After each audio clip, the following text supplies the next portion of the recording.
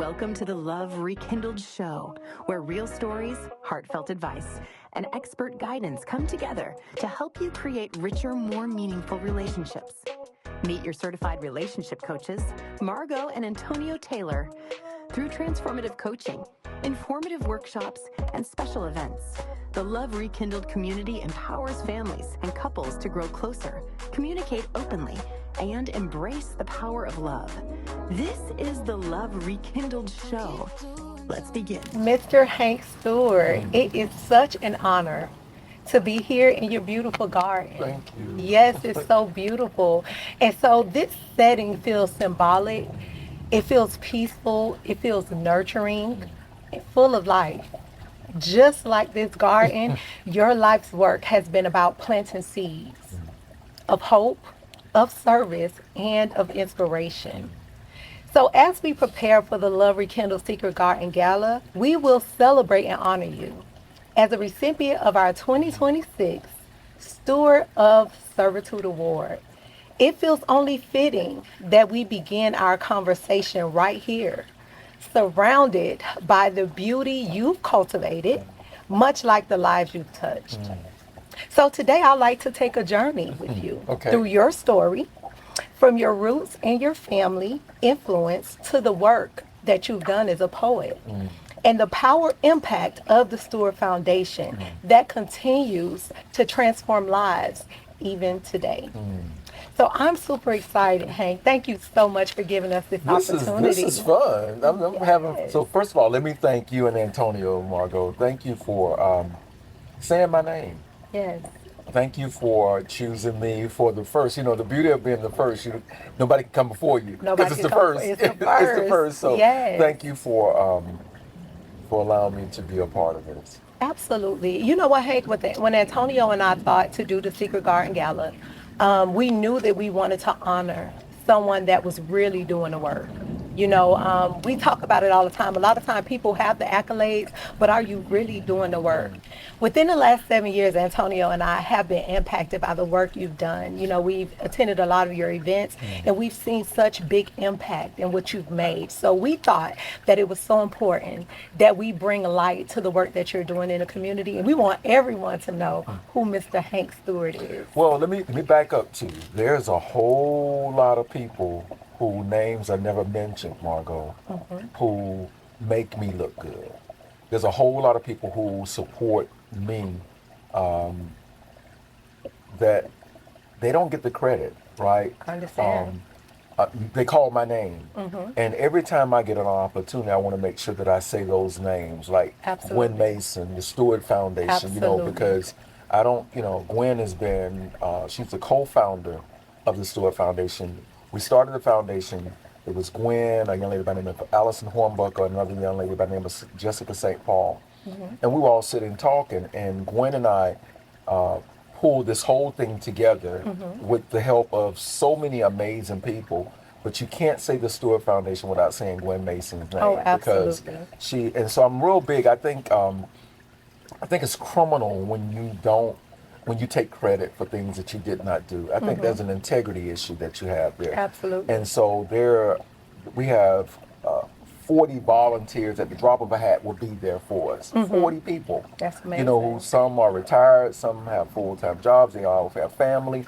And when we call them, they're always doing everything they possibly can to be right there, filling the gap for us. And so I just had to say that before we get deep into this, because you can't say Hank Stewart's name without saying those other names, and you know, and then we'll talk a little bit more about the influence of my family and people like that. Yeah, absolutely. Well, one thing we do know in doing the work that you do, you can never do it alone.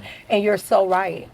There's always a team of people. There's always those people that are pulling you up and pushing you forward and putting you in rooms and saying your name. So I totally agree that those people definitely will always be recognized because they are a part of the journey. And they're the ones who, when you're being interviewed or when you're being highlighted and honored in this case, they're the ones who looking and saying, okay, they come in there. I've gotten text messages from Aquila, when I'm on stage, and I look down at my phone and she's like, okay, make sure you pull your jacket down, Right. or you're sweating a little bit here, or Mo and Meets, or they're catching you. They want to make sure they catch you the right angle. Jason, Jerome, you got a whole lot of people who are looking for, and they're not, and they're doing it unselfishly. They're doing it to make sure that you see that the world see you at your best. Absolutely. Right. They want the world to see you at your best, and so again, they're family. It's we say the Steward Foundation family. Right. Because when I tell you we'll show up for the birth of children and the death of family members, they will show up.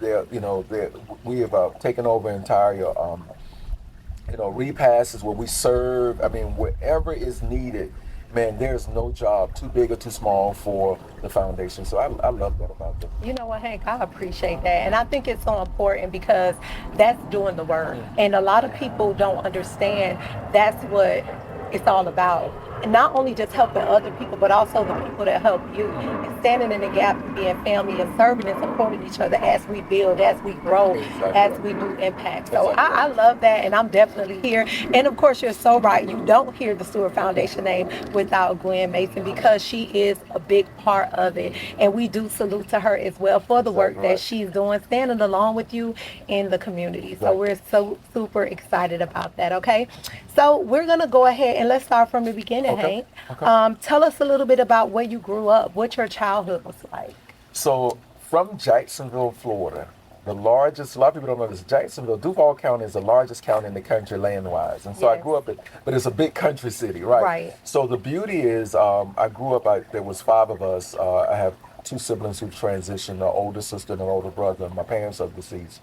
But I grew up in a very loving family, not just my family, not just my mom, my dad, and my siblings, but even my cousins, my aunts, and we all grew up in church. We were reared in church. We went to church Sunday twice. You had the Sunday morning and the Sunday evening. You went to Wednesday night, vacation Bible school. We were always in church. We were reared in church. Good foundation. And so, right, just a great foundation. Still to this day, remember the books of the Bible. We had to learn them in Genesis, Exodus, Joshua, Judges, First. You learn the books of the Bible, and you learn, Easter speeches and all of that. And I didn't know that, and probably into this conversation, that even the Easter speeches played a part in now even me getting up and reciting poetry. But it was always so amazing how my mom kept us. And we didn't have a lot. Now we weren't poor. We were living in a house or anything like that. But we never wanted for anything. Right. We never wanted for it. And even when we didn't have a lot, I remember, for dinner, there was nothing in the refrigerator. I'm like, we're going to have breakfast for dinner. Right. You know what I mean? That's and it was good. Happen. It was good. Yes. She would make pancakes or grits and eggs, because that was all, we didn't know that was all that was in the refrigerator until she got paid, or they got paid on that date. But they made it it was a smorgasbord. It was phenomenal. So growing up, and then I have my siblings were amazing. My oldest sister, her name was Bobby. She transitioned. A little bit about her, we end up naming, we have a health fair, and it's called the Bobby J. Smith Health Fair. My sister was probably one of my biggest cheerleaders. She was I often said if I was having a spoon clapping contest, she would be the first one to buy a ticket. She wouldn't just come, she would buy the ticket. Right. She wanted to support it, and so she was always there. And so my siblings, both of them, my brother, my oldest brother was one of my first heroes. I saw him, he was comical, but he was just an amazing guy, right? Was there anybody in your family that helped shape your heart for people? My sister. Okay. My sister was, she was older than us. She was like 11 years older than me. So by the time I got to 11, she was already gone. Okay. She moved to D.C. And she worked for FAA for almost 38 years. And it was, I could do a whole interview on her alone. Right. That's just how impactful she was in my life. But she received an award from Hillary Clinton when Bill and Hillary were in the White House for community service. And she was raising over like $250,000 every year, just calling Hanes and getting donations for scarves and hats, because she was in D.C. People were cold. I had a friend that told the story of her transition, how she was homeless. She would break in the house and feed them. I mean, Wow. she was that chick. My sister was amazing. She would literally give you the shirt off her back. There was a story that was told at her funeral. This woman, a woman, one of her classmates, had a blouse on when she came to the funeral. And Wow. so she, and she got up and she spoke. She said, I remember when I met, Bobby came to our 30th class reunion or something like that, and I saw her in this black and white blouse. And I said, well, that blouse is pretty. She says, you want it? She said, you like it? She said, yeah, I love it. So they left the class reunion. My sister went to visit my grandparents, came back. Before she got on the plane to go back to D.C., she had the blouse dry cleaned and came and gave it to the young lady. The young lady wore it to the funeral to show that was a blouse that my sister literally would give you the shirt off her back. And so, so we had family members like that. That's just our family. Even my cousin, I think back to my cousin Esther right now, who's like my first cousin. When my sister was dying from breast cancer, my cousin literally said, she's not going into hospice. We're going to bring her at my house. And so she made sure that my sister, because I was back and forth, I was driving back and forth from Atlanta, and she made sure her and her husband, my cousins, and they took care of my sister along with my other family members, but my cousin Esther. So I would say, we have like one of the most amazing families. That's great. So you come from some good I come pedigree, from hey? really good. I mean, I got cousins who are actors. One of my young cousins, Kevin, he's in New York.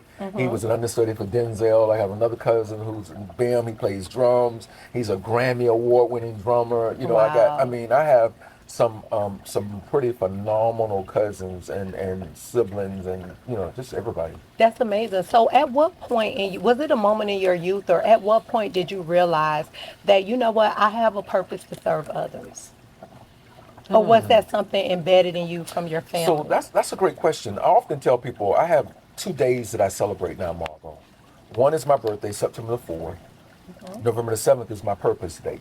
Oh, love that. So my birthday is September the 4th. My purpose day is November the 7th. November the 7th, 1991 was the day that I discovered my purpose.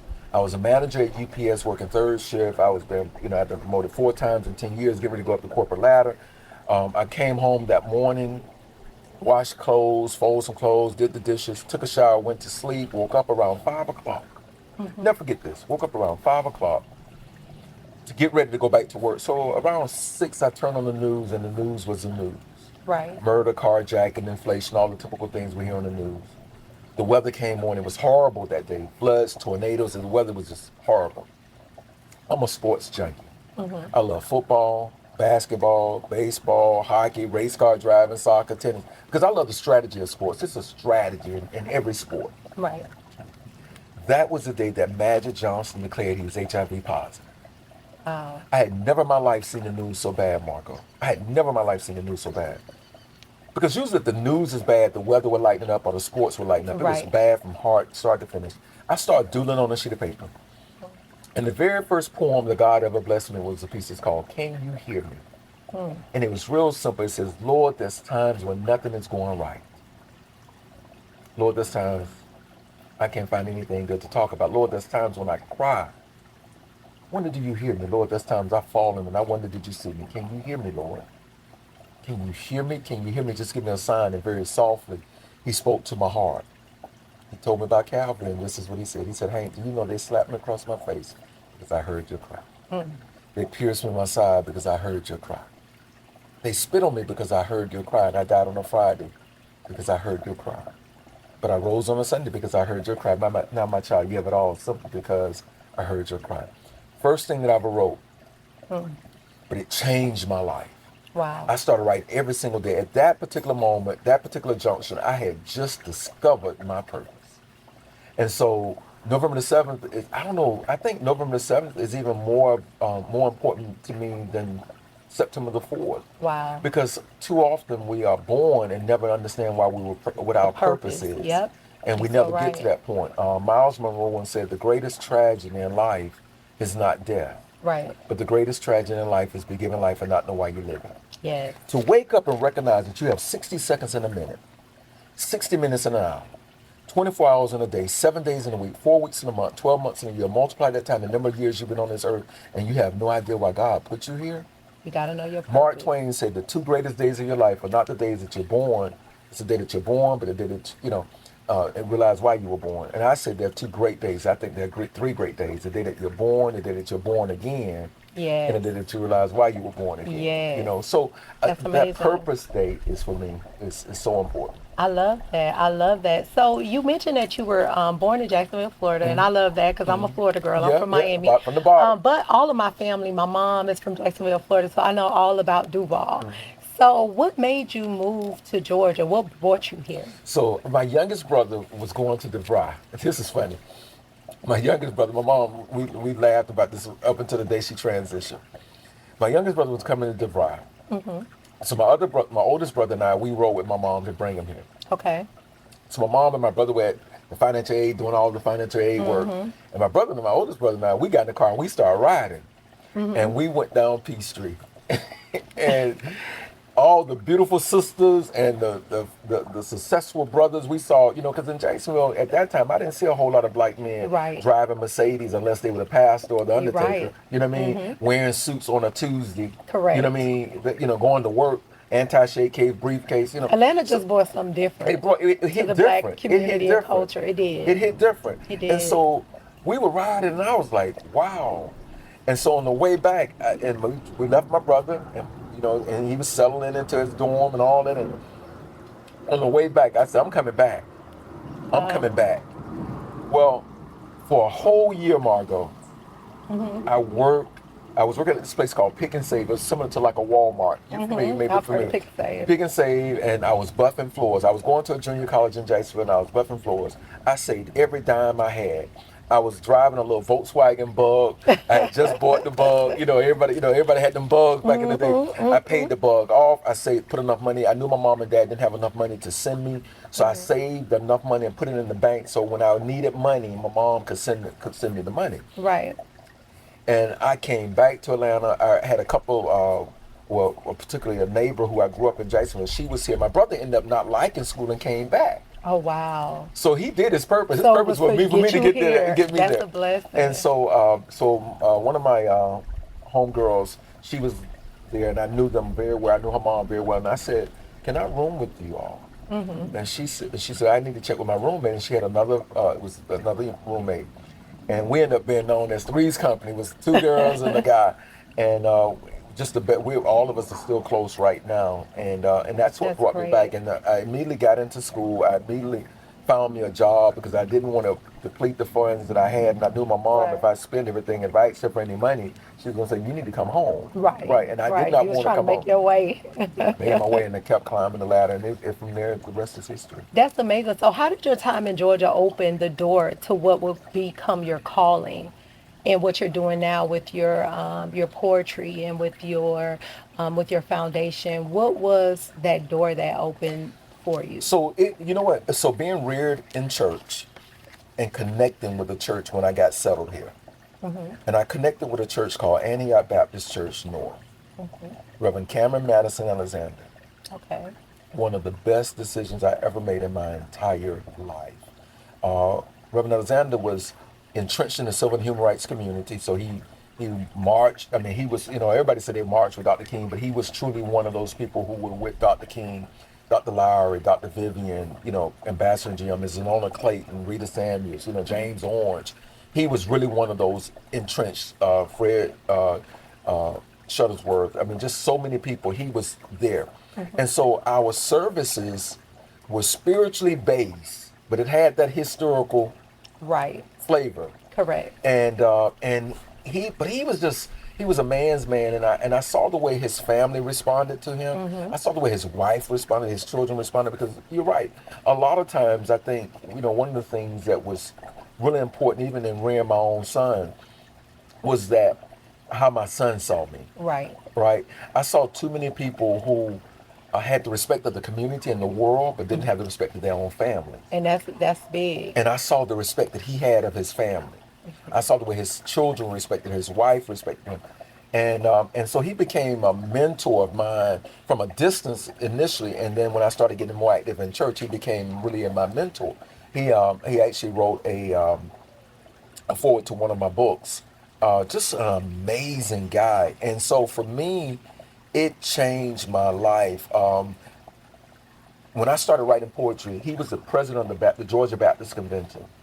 And he wrote a letter saying, I endorse this young man Oh, wow. to speak at your church. And he was bigger than just the Baptist Convention. I spoke all across this country. I remember being in Jamaica, Queens, New York one time, and it was at a church, and the guy said, "Who's your pastor?" And I said, "Cameron." He said, "Oh, Cameron is your." They knew him as Cameron, Reverend Alexander, Dr. Alexander. He just had the respect of so many people. Jesse Jackson, Jesse would come to the church, and he just had the respect of so many people. And I watched him, Margot. I watched him, and he didn't have to be in front of the crowd. He was impactful. Right. He didn't have to be the loudest voice in the room. He was just one of the most effective voices in the room. And Like some make people that want to talk impact. and they want to let you know that he didn't have to sit. I remember talking to his granddaughter once, and she said, "Granddad and I used to play this game, and I still go by this." He said he would give me a subject and say, "Now you only have 20 words to describe this. Choose your words carefully. Make sure you're not just throwing things out there. Make sure that you're intentional Wow. in your words." And so That's I saw him do amazing. that. I mean, he still impacts my life. He's been deceased probably now for about 5 or 6 years, and I still, even my mom and my dad, I wanted to make them proud. Right. And so he's one of those people. But back to my mom and my dad. My mom, she was something special. Like she was really, she did so much with so little, right? Like she could take 2 eggs and the whole family would eat off of it, Right. put some milk in it, stretch it, and we'd all have more than enough. And if there was not, if any of her children wanted more, she would sacrifice herself to give you that last piece of wing or whatever. But you know what, Hank? That's true love. That's a mother's love, and that's the sacrifices that parents make. That a lot of times we often don't appreciate until we're on the other side. Until we're on the other and side we're of their parents. parents. Exactly right. Exactly right. We now understand the struggle and how they sacrifice. And made things stretch. And my father was the same way. I'll say this: I didn't appreciate how much my father had impacted my life until later on. But my father, I'll give you a couple of real quick things that my father would say to me that made a big difference. One was, learn to save. Don't spend everything. He said, if you get $1, save a quarter. If you get a quarter, save a nickel. If you get a nickel, save a penny. That's You know what I good. mean? And so even to this day, I save. I don't spend everything. Right. And the other thing that my father said, don't borrow anything. Have your own. Have your own, right? That's He good. said, get your own stuff. And let me tell you what he said. This was powerful. He said, but Hank, H, because I'm named after HW. He said, but if you do get something, if you do have to borrow it, take it back immediately. Right. Take it back better than you found it.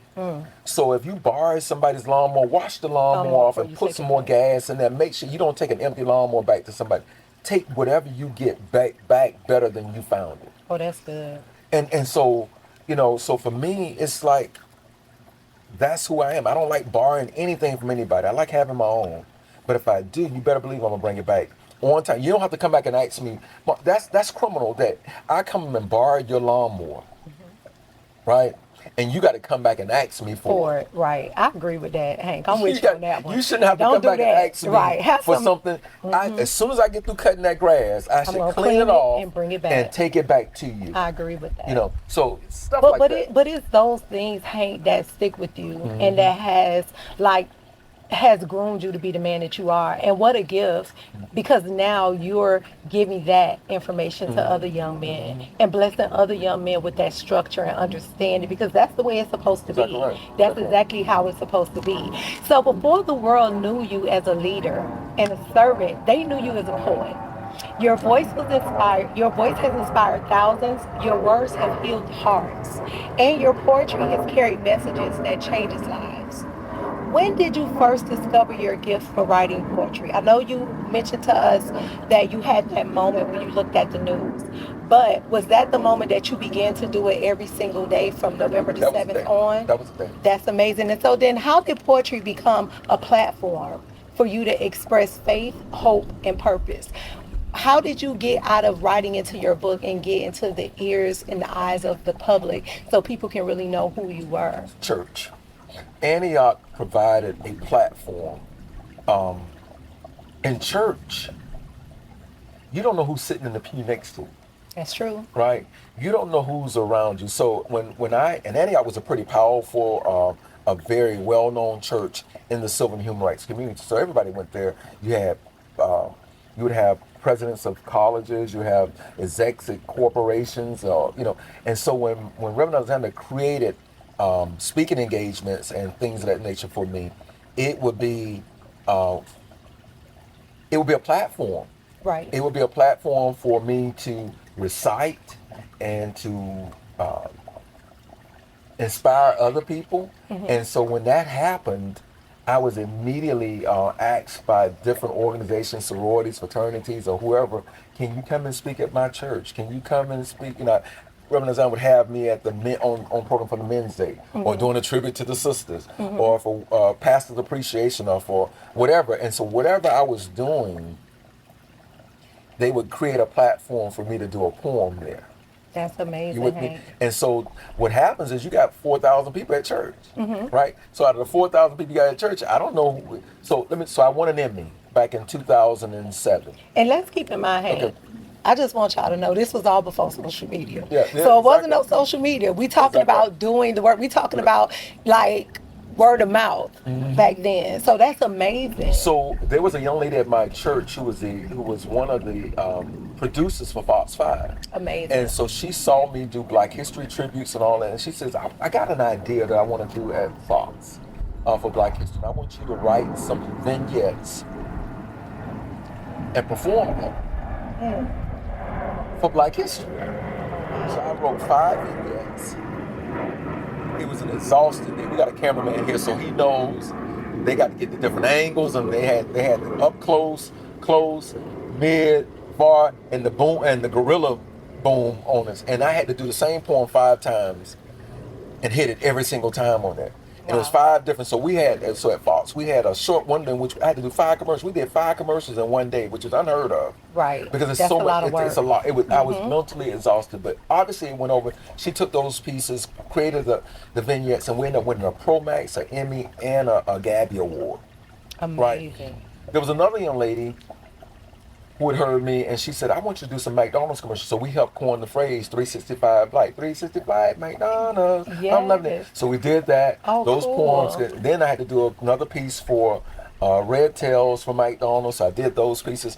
I always say, Margot, anything that I've ever done, I didn't have to solicit. Somebody asked me to do everything that I've done. You know Somebody why? came to Michelle Obama, Rosa Parks, not one gig. You were called for this. That was called, yeah. When you're called for this and you're walking in your purpose as of November the 7th, that year, you were called for this. So you don't have to solicit. So it wasn't so that's when people say, how hard was it for you? I'm like, I didn't have any hard, because God created and opened every door that was supposed to be. Michelle Obama, I got an opportunity to perform for her when she was First Lady. Didn't solicit that. Rosa Parks did not solicit it. Wow. The Trumpet Awards, when it aired in over close to 150 countries, didn't solicit it. Anything that I've done that has had any level of significance, God created. Somebody was in the room that had the juice, that had the impact, that had the force, said, Hank should be on this program. And everybody said, And that's it happened. I love that. So let me ask you this as a poet. What is your most memorable moment? What is that? Ooh, don't ask me moment? that. I need No. one, Hank. I need I one. And can't I know give you you have that. had so many, but what is that? And y'all don't hold this against him. But what is that one memorable moment where you say, you know what? I will always remember this moment as a poet. It would probably, God, that's hard, Margot. Oh, it was hard. But if you had a gun to my head I do. and made me say one, it would probably be Michelle Obama. Because of how that happened, right? And what happened that day. And let me can I set it up? Yes, Can I let's set it up. Can I tee it We're up? here for it. So I get a call from a guy by the name of Eric Hubbard. I'm on my way into Trayvon Martin had just been killed. The churches are doing these protests and these events, and so I'm going into church, sitting on this panel, and I get a call from a friend of mine now by the name of Eric Hubbard. He sits on our board. He said, would you like to perform at the First Lady's Luncheon for Michelle Obama? And I was like, I would love to. He said, they're going to pay you to do it. Now, I would have did that one for free. I know that's right. He said, they're going to fly you to D.C. I would have driven to D.C. I know that's right, ain't. I get off the plane. There's a guy with a sign, got my little name on it. I would have took a cab because at that time Uber wasn't big. That was in 2014. Right. They said you could stay in. They had put me up at a hotel. I would have slept on a bench on that one. Yeah, I know. And I had family in D.C. I would have slept with somebody. They put me in a hotel. I get there, Margot, and it is amazing. I do a sound check and all this. They get me in a hotel. I don't have to put a credit card down. The incidentals, everything is taken care of. Amazing. Right? Like the ideal situation, right? So I get an opportunity to meet Michelle Obama. Wow. And she was phenomenal. It was several people in the room that were performing or whatever, and she gave everybody the individual attention. And so when she got to me, she says, "Oh, I heard you're doing a poem called It." And I said, "Yeah." She said, "I cannot wait to hear da da da." And it felt like it was probably a minute and a half. It felt like 5 minutes. It felt like an hour. Right. And it was amazing.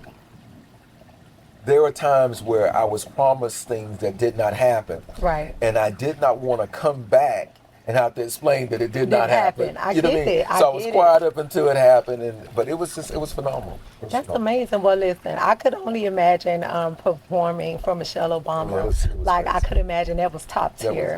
Yes. She was amazing. Okay, great. So in 2006, you took your passion for people and turned it into purpose through founding the Steward Foundation. Mm-hmm. This organization has become a pillar in our community and a lifeline for so many young people.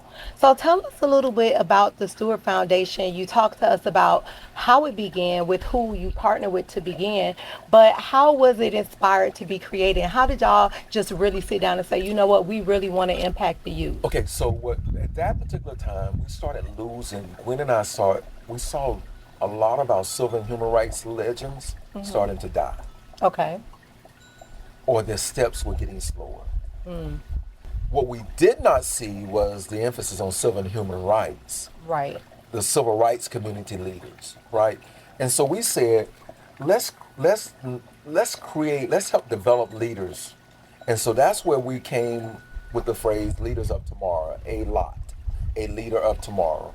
And we wanted to, when we saw Reverend James Orange getting sick and transitioning and dying, us Terrell Slate and some of these names, Diane Nash getting older. Right. Ms. Anola Clayton getting older. Yes. And they had made their impact.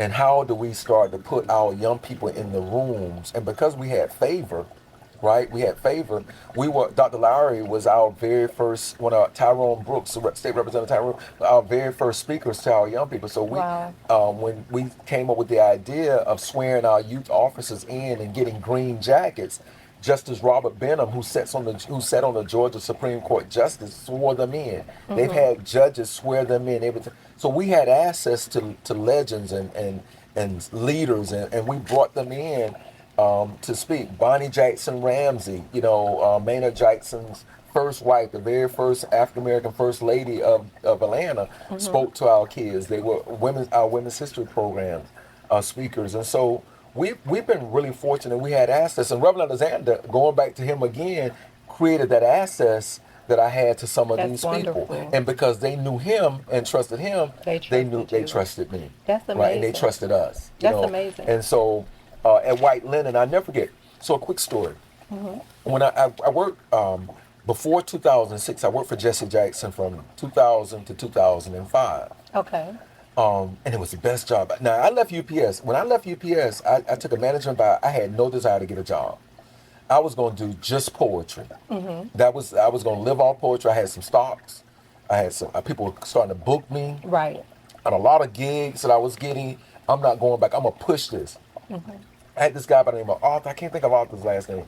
He heard me speak at an event at Clark. He says, "You need to come over and work for the NAACP. We need you." He said, "I'm going to write a fellowship program for you to come and speak and be a part of this." So I did that, and I was like, I'll take it because it's money and it's put me in the civil rights community. Right. Right. one of the best jobs I ever had. Well, Joe Beasley, who's a mentor of mine now, was a deacon over at Antioch, and he had been hearing me. He said, "We need to come and get you over at Rainbow Push. You need to come and work at Rainbow Push." He created a salary for me over at the Rainbow Push. Wow. So now I'm working with Jesse. So this is really cool, right? So I'm working with Reverend Jesse Jackson. And Janice Mathis and Joe Beasley and Gail Davenport, who's now Senator Davenport, and Axel Adams, and all these people. We're working in the community, like we're grinding in the community. And I'm writing still. I'll be at my desk sometimes writing poetry, but so I saw, I saw Jesse and how he moved, and it was one of the best jobs. We can talk about Jesse all you want to, but that was one of the best jobs. That's awesome. Working with Joe Beasley and Gary Flowers and Janice Mathis and Tina Jones and all the work with Glenda Gill and it was just so many, Joe Leonard, so many people that I grew from. They were right in the middle of the community. And so that created that whole access. And so one day, Reverend Dr. Lowry comes, I'm working in Jesse Jackson's office. He comes by, Cynthia McKinney had just lost to Denise Majette. And so they were doing a fundraiser for her. So Dr. Lowry came and said, well, what you doing? I said, whatever you need to do, sir. He says, come and drive me. So I'm in the car, I'm driving Dr. Lowry, he's sitting right next to me, and behind him is a guy by the name of Walter Fontraw. Walter Fontraw helped put the March on Washington on. Wow. So I'm sitting there, Dr. Lowry and Walter Fontraw are talking, and I'm driving Miss Daisy. I ain't saying nothing because I don't trust what I'm going to say that's going to have any impact.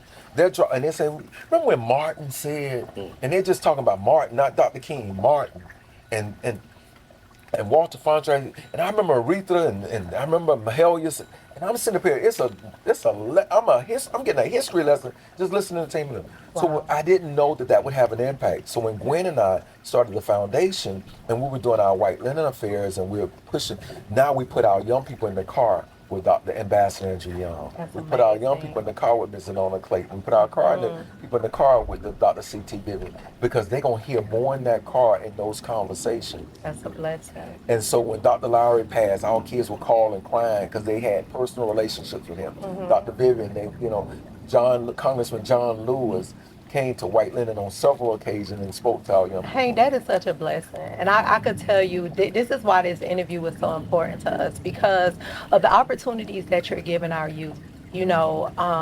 It's just such a blessing, and it's honorable, that you think enough of our youth. And I so agree with what you were saying earlier. We have to raise our next leaders. And we freely say, our children are our future, but they indeed are.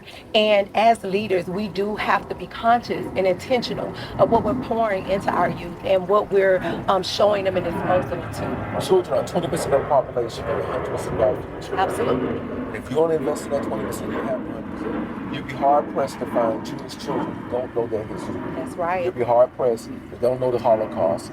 And our history is equally, if not more powerful than anybody. And I don't know why we think it's robbery to share it. Right. We don't want to share our history. We come from good stock. No, I'm sorry. We come from great stock. No, I'm sorry. We come from the best of stock. Only the strongest survive. So if you're here right now, you're strong because imagine all those people who jumped over and died and all of those that did not make it to. So you come from good.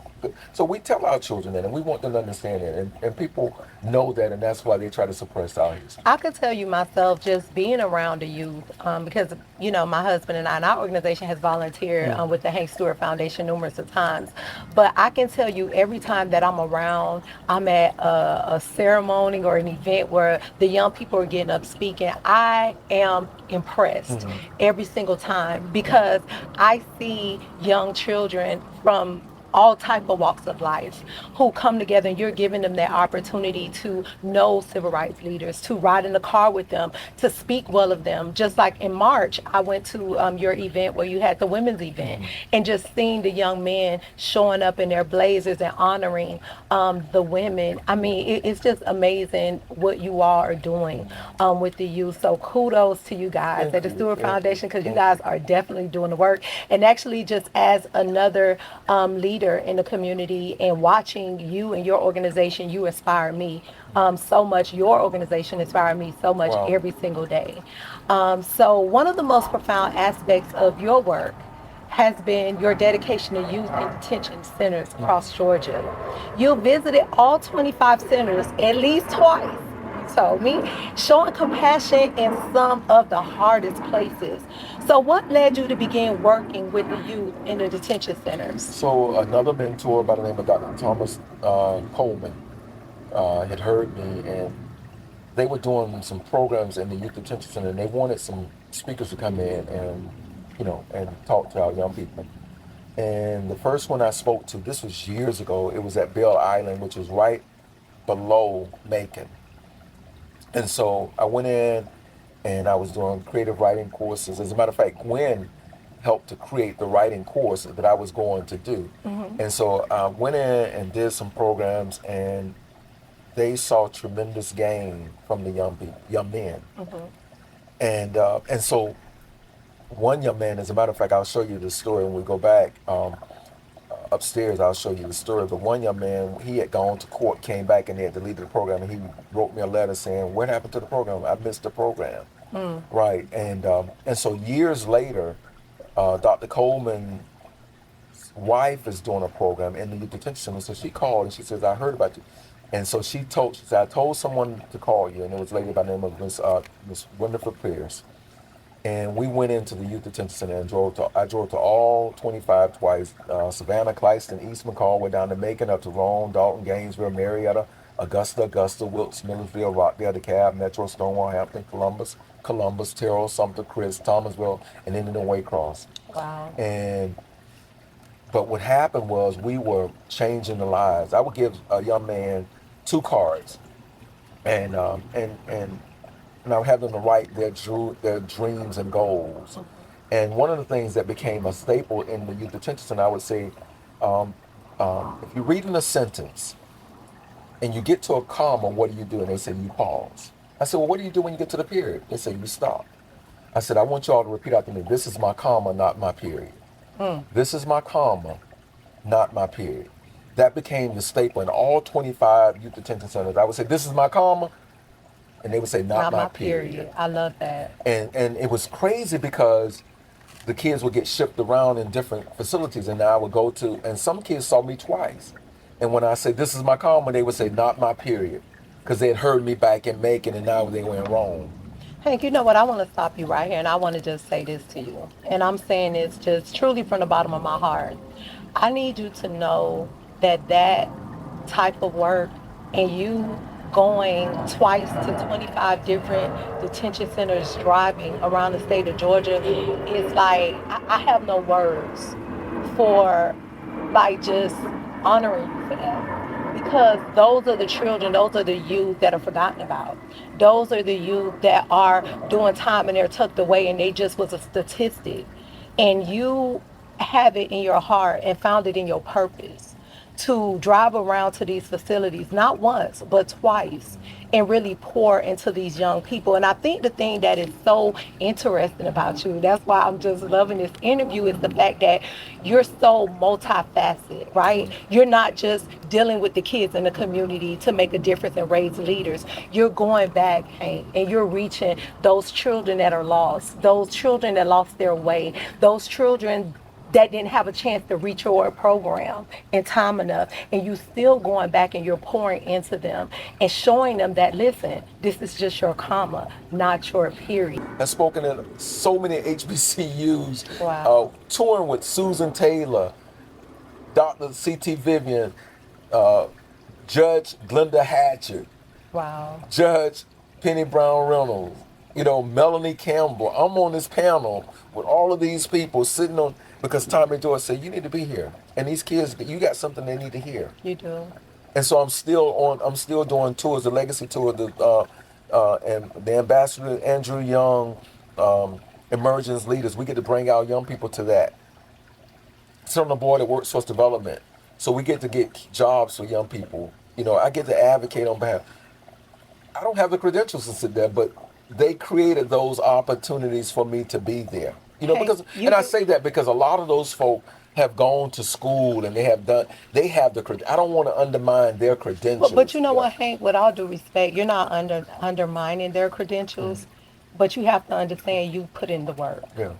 Yeah. So when you have done the things that you've done, when you put in the work that you put in, when you drove around to detention centers all around the state of Georgia, when you have given your time to kids in the community and making sure that they have those impactful experiences with civil rights leaders and understand our history and you are at the right table. Yeah, and I mean to have people like you talk to. I talk frequently to Dr.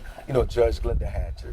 Have people like that pouring into you. That's right. It's a blessing. To have those relationships, those friendships, because they keep you honest. Oh yeah. They hold you accountable, like you were saying earlier. And we need you need that, especially when you're doing the work and you're out here, because guess what?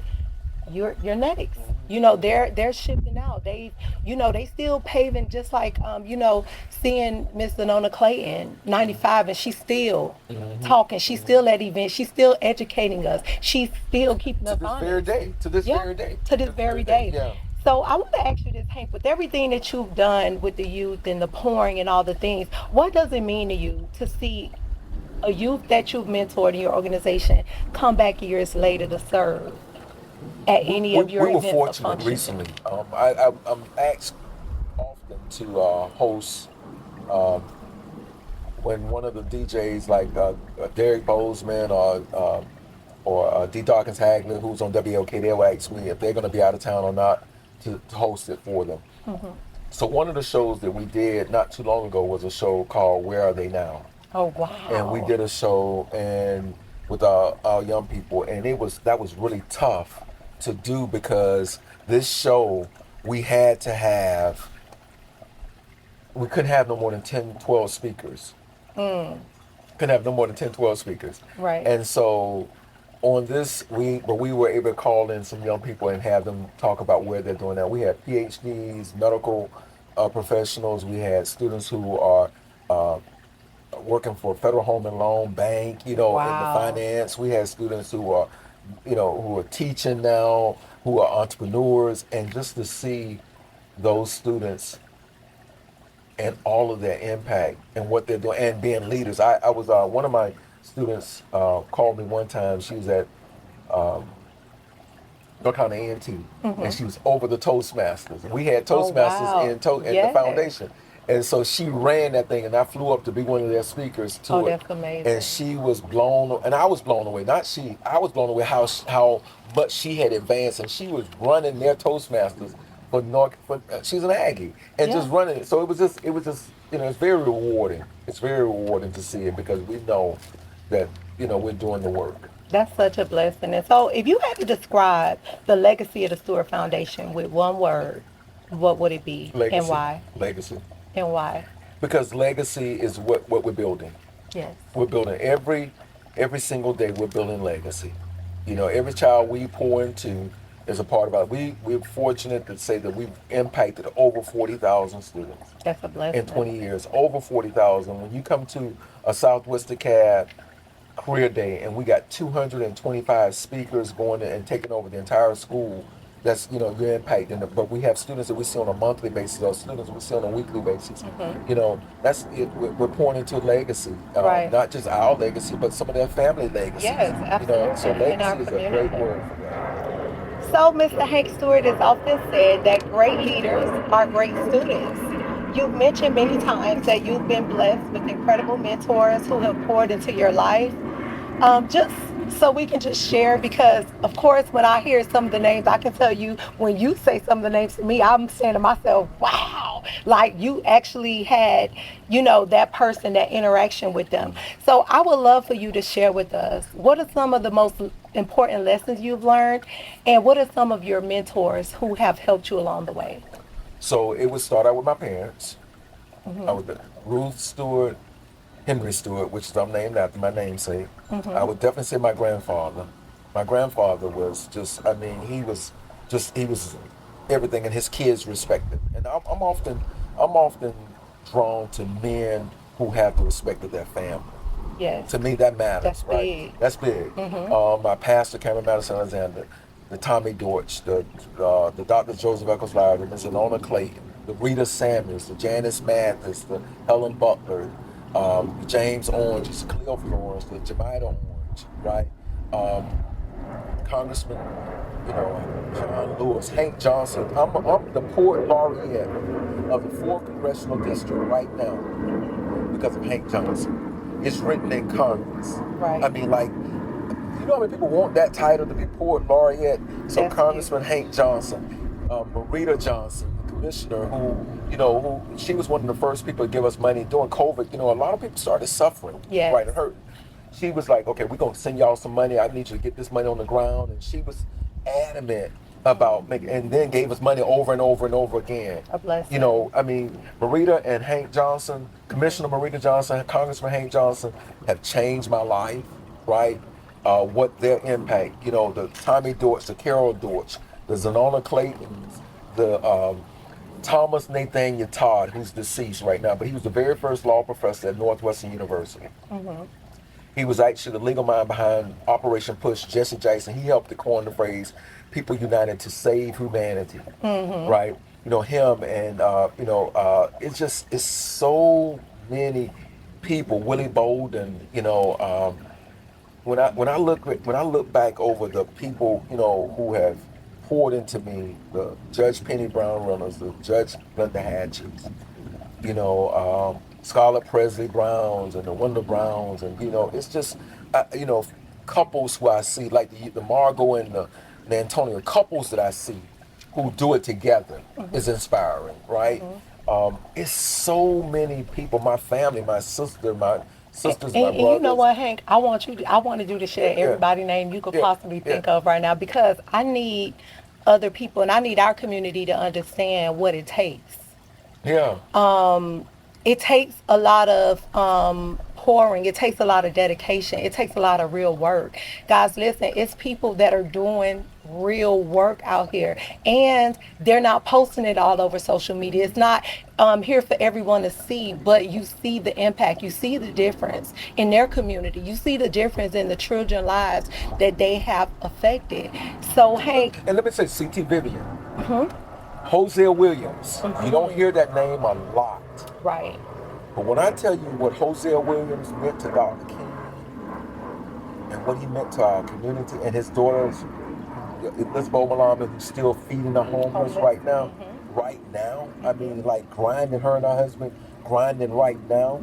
Dr. C.T. Vivian, the beats, the whippings he took, empowering us to stand strong right now. You have to say those names, and there's so many people. And Hosea Williams, I have to say the name loud because you don't hear that name. And sometimes the media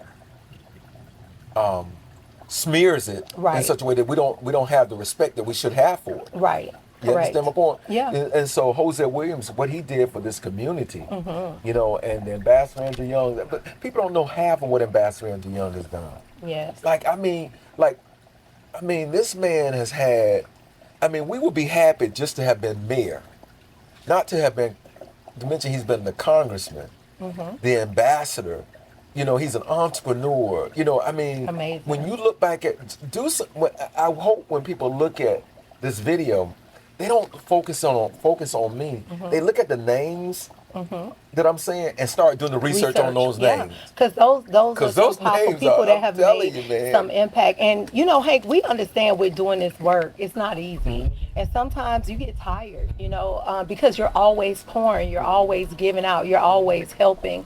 So tell me, what is that thing? What is that phrase or that thought that you remember that one of your mentors poured into you when you get tired, when things get heavy, when you feel like, man, I'm tired? Dr. Lowry used to always say, you're the salt of the earth. He's always tell us, he said, you're the salt of the earth. Go out there and keep on, because he saw a lot of times in our fights that we were getting beat up and getting tired. You're the salt of the earth. That means you're God's chosen. You are God's people. You're the salt of the earth. And so now I repeat my own phrase, it's our time, it's our turn. If we don't do our part, it's our fault. Because I saw them do it when it was their time, their turn. That's right. Right? And so that's where we are now. And so I hope everybody remember they're the salt of the earth, and it's our time to get out here and grind. It's our Yes. time. It's our time to do that. We, I haven't watched an NFL football game in 9 years now, because I've been boycotting because of Colin Kaepernick, right? Right. And I saw Colin he was our Muhammad Ali. Muhammad Ali did the same thing, Right. And so if you don't understand your history, you got to really learn your history. We do. And if you learn it and apply it, then we'll move different. We'll rock different sometimes.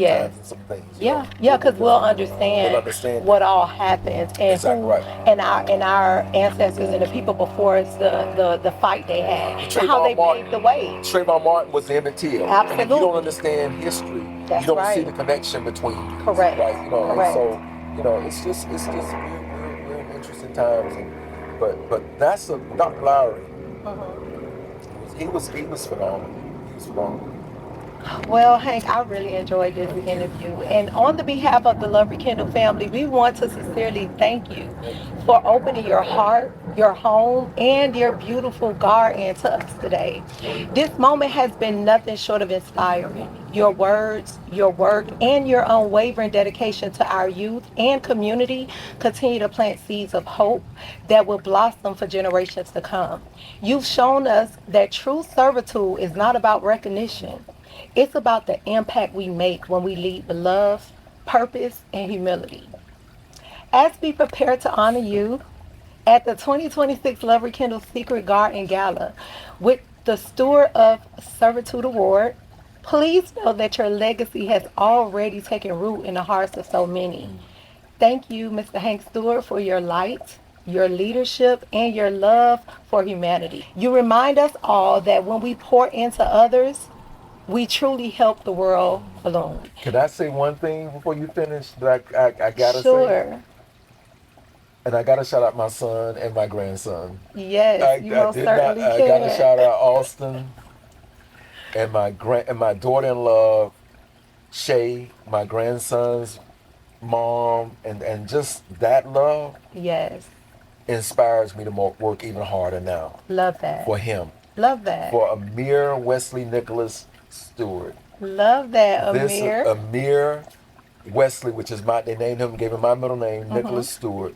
Between my son, my daughter-in-law, and my grandson, thank you for allowing me to be a part of this first annual. You did a phenomenal job. Absolutely. And we hope that they can come and join as we celebrate his father and her father-in-law. In the famous words of Hank Stewart, it's our time.